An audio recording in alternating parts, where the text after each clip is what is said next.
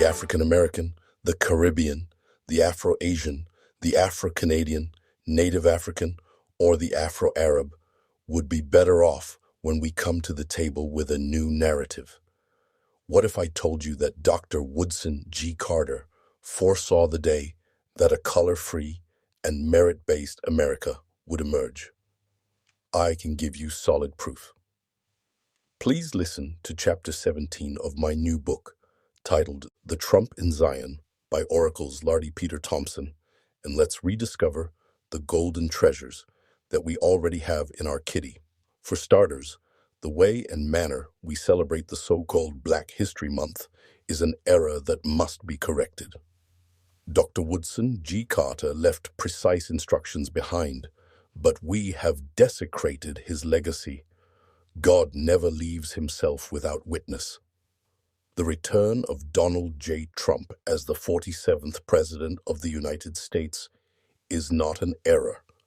And whether you believe this or not, our contribution towards making America great again was pre-designed by Dr. Woodson G. Carter, even though the other America has attempted to destroy his legacy using diversionary tactics.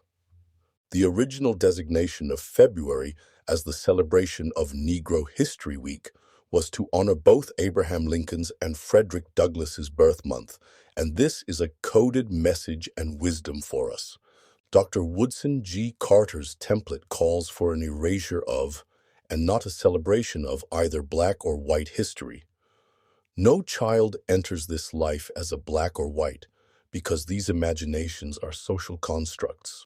Carter would have rejected the Father of Black History title, having laid out specific instructions about his legacy. We can only imagine what would happen when the Lincoln-Douglas template raises a lobby to approach the American president with a simple demand. Donald J. Trump would prove himself the game changer if he were to announce a $1 million bounty to anyone who can deliver a real white man to the doorsteps of the White House. Do we need to remind ourselves that the black or white imagination of humanity was unheard of until 1676?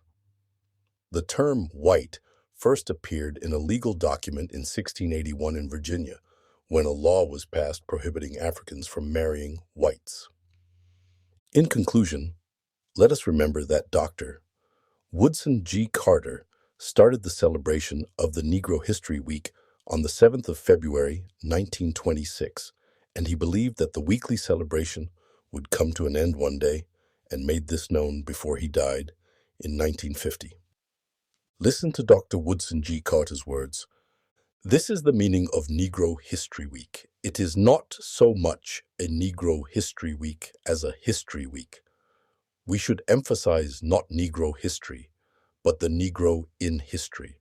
What we need is not a history of selected races or nations, but the history of the world void of national bias, race hate, and religious prejudice. There should be no indulgence in undue eulogy of the Negro. The case of the Negro is well taken care of when it is shown how he has influenced the development of civilization. Please raise your voice, and let's replace the annual abuse with a no more white, no more black month of celebration every February.